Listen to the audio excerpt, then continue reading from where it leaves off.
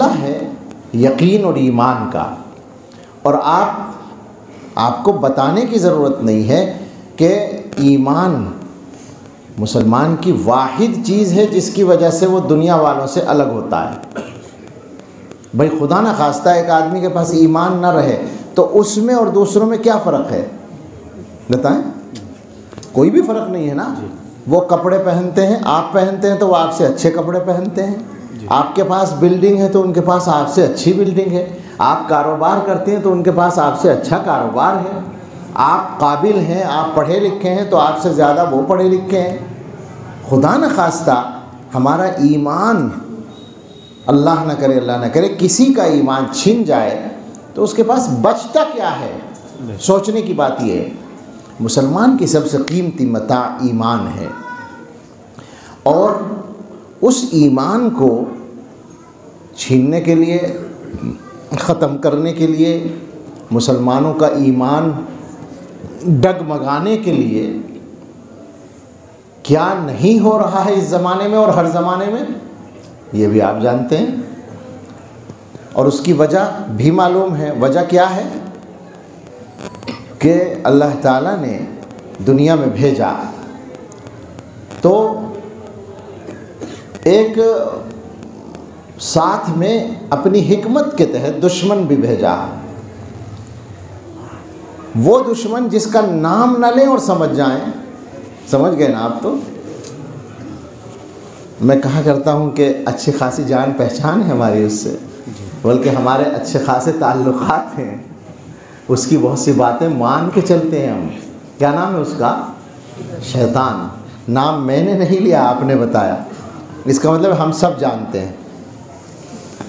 उसको भेजा अल्लाह ताला ने, और वो वहीं ये कहकर आया था, चैलेंज देकर आया था कि आदम की औलाद को जहन्नम में ले जाने की कोशिश करूँगा। हर कोशिश। कुरान में उसकी तफसीलात हैं, मैं उस तफसील में अभी नहीं जा रहा हूँ। जगह जगह कुरान ने बयान किया है। आप सोचें ज़रा, एक मजमून बार बार क्यों आ रहा है कुरान में? जगह जगह ये बताया गया कि शैतान ने ये चैलेंज दिया। वो चैलेंज देकर आया और दुनिया में वो मेहनत कर रहा है उस काम के लिए। उसका मिशन यही है।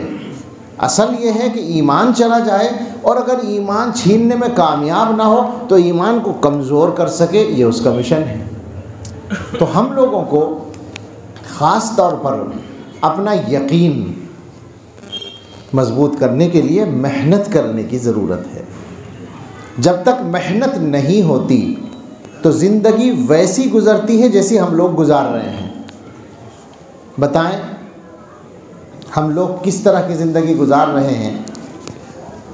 कोई आदमी, अक्सर मुसलमानों ही में, अक्सर की बात करनी पड़ेगी, कुछ तो हैं, अक्सर का हाल क्या यही नहीं है कि परेशान हैं, सुकून नहीं है। घर में जाते हैं तो घर में सुकून नहीं है, बाहर जाते हैं तो बाहर सुकून नहीं है। सोचें ज़रा, यानी हम वो बातें कर रहे हैं जिनका ताल्लुक़ दुनिया के मामला से है। ख़ास तौर पर चूँकि हमें सबसे पहले तो यहीं का सुकून की तलाश है कि साहब ज़िंदगी चैन से गुज़र जाए। लेकिन आप यकीन करें, चैन से ज़िंदगी हकीकत में उन लोगों की गुज़रती है जो आखिरत की फ़िक्र को असल रखते हैं। जी चाहता है वो दुआ याद आ रही है, अल्लाहुम्मा क़सिम लना मिन ख़शियतिका मा तहूलु बिही बैनना व बैन मासियतिका। इस पर मुस्तक़िल मैंने बयान भी किया है और मौका हुआ तो कर लेंगे, लेकिन मैं इसका तर्जमा करके एक टुकड़े पर बात करना चाहता हूँ।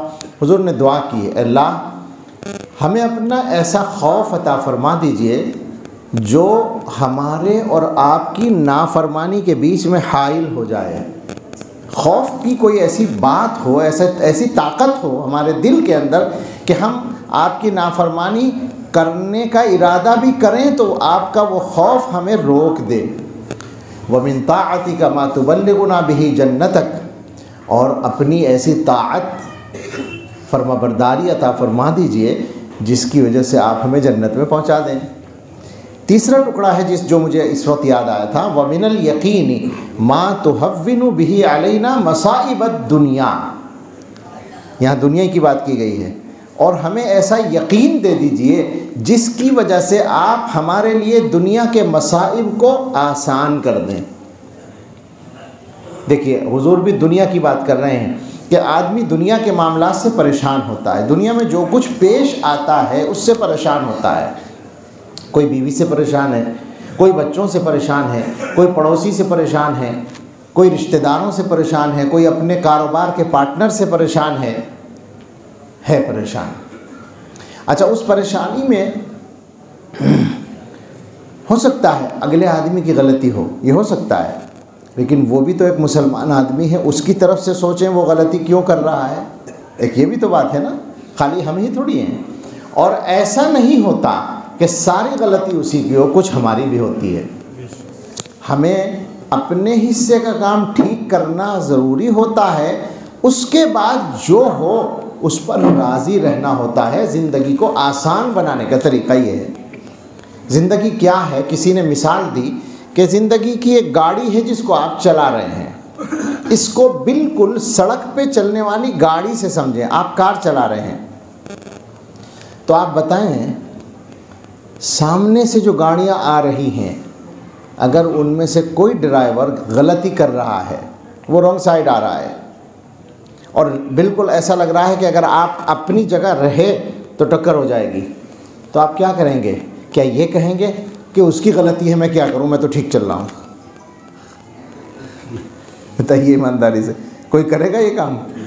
उसकी गलती है मगर उस गलती से खुद बचने की कोशिश करेगा। गाड़ी चला अपनी हम चला रहे हैं और बिल्कुल ठीक चला रहे हैं, हम अपनी साइड पे चल रहे हैं, वो रॉन्ग साइड आ रहा है, गलती उसकी है मगर उसकी गलती को निभा रहे हैं हम, क्योंकि हमें मालूम है कि अगर हमने ये काम नहीं किया तो नुकसान सिर्फ उसका नहीं हमारा भी होगा। तो ज़िंदगी के मामलात में यही उसूल हम क्यों नहीं अपनाते? बताइए, ज़िंदगी आसान हो जाएगी या नहीं हो जाएगी? अच्छा, ये क्यों करना है? इसलिए कि यकीन हमारा असल सरमाया है और यकीन ये है कि जो होता है अल्लाह की तरफ से होता है। मैंने अपने हिस्से का काम ठीक किया, उधर से गलती हो रही है, मेरी बस अभी अल्लाह की तरफ से है, ठीक है भाई, जेल